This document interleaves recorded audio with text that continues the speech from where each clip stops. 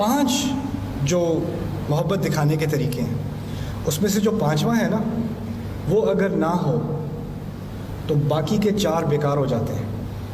یہ سمجھ لینا، باقی کے 4 بالکل بیکار ہو جاتے ہیں. اگر آپ کو اندازہ ہو جائے کہ آپ کی مدر یا آپ کے فادر آپ کی بات سمجھ نہیں سکتے یا اس کو ٹالریٹ وہ کر ہی نہیں سکتے، تو وہ جتنا بھی کہتے رہیں میں بڑی یاد آتی ہوں، بڑی محبت ہے تمہیں، جتنے بھی تحفے دے دیں، جتنی بھی خدمت کر لیں، جتنے بھی گلے لگا لیں، ایک بہت بڑی کمی رہے گی. اصل محبت اس انسان سے ہوتی ہے جس کے دل میں آپ کے لیے جگہ ہے، جس کے دل میں جگہ ہے. پھر ان باقی چیزوں کے پیچھے کچھ معنی بھی ہوتا ہے، ورنہ وہ ساری چیزیں آرٹیفیشل ہو جاتی ہیں. چاروں کی چاروں ہوں. ہماری کتنی ساری فیملیز میں تحفے بھی دیے جا رہے ہیں، گلے بھی لگائے جا رہے ہیں، خدمتیں بھی کی جا رہی ہیں، لیکن دل میں محبت کا احساس نہیں ہوتا.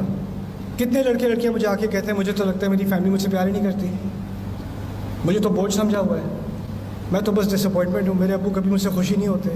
جب بھی بات کرتے ہیں تو اس کی چیز کی بات کرتے ہیں کہ جو میری ناکامیاں ہیں اسی کا ذکر کرتے ہیں، میری کسی کامیابی پہ خوش نہیں ہوتے. Nothing is ever good enough. تو ہم نے ایک ایسی انوائرمنٹ بنا دی اپنے گھروں میں. اب اس کا اثر کیا ہوگا یہ سمجھ لیں. یوسف علیہ السلام بچپن کی عمر میں ان کے ایک ہی ان کے اوپر جو مربی تھے، ان کے جو ان کی تربیت کر سکتے تھے، جو ان کی اصلاح کر سکتے تھے، وہ ان کے والد صاحب ہیں. اللہ تعالیٰ نے اس بچے کو ایسے ہولناک احوال سے گزارا ہے، اس کے اپنے بھائی اس کو مار مار کے کنویں میں پھینک رہے ہیں. کوئی غیر اس کو نکال کے رحم کرنے کے بجائے اس کو بوریوں کے تلے چھپا کے اس کو بچوں کے بازار میں لے کے جا رہے ہیں جہاں بھیڑ بکریاں بیچتے ہیں، اور انہیں کی طرح ان سے برتاؤ کیا جاتا ہے.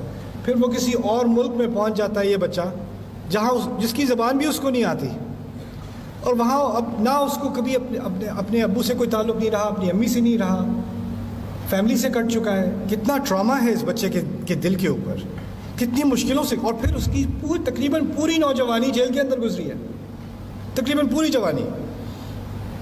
سوال یہ پیدا ہوتا ہے کہ وہ کون سا اثر تھا، وہ کون سی ایک چیز تھی جو یوسف علیہ السلام کے دل میں ایسی زبردست تھی کہ ان کا ماحول جتنا بھی خراب ہو، جتنا بھی ڈپریسنگ ہو، جتنی بھی مشکلوں میں وہ پڑیں، ان پر اس کا اثر نہیں ہوتا، وہ پھر بھی امیدوار رہتے ہیں.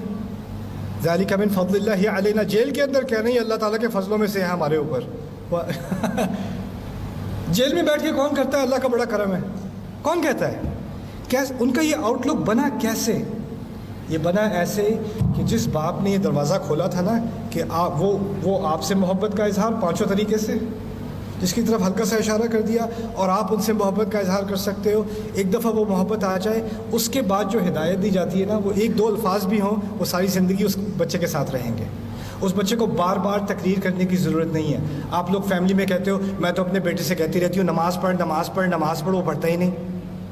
میں تو اتنا کہتی ہوں یہ کرو یہ کرو یہ کرو، وہ کرتے ہی نہیں. میں اپنے بیٹے سے کہتا ہوں، اپنی بیٹی سے کہتی ہوں، اپنے شوہر سے کہتی ہوں، سنتے ہی نہیں. سنتے اس لیے نہیں ہے کہ دروازہ نہیں کھلا ہوا ابھی دل کا، آپ نے اسپیس نہیں بنائی.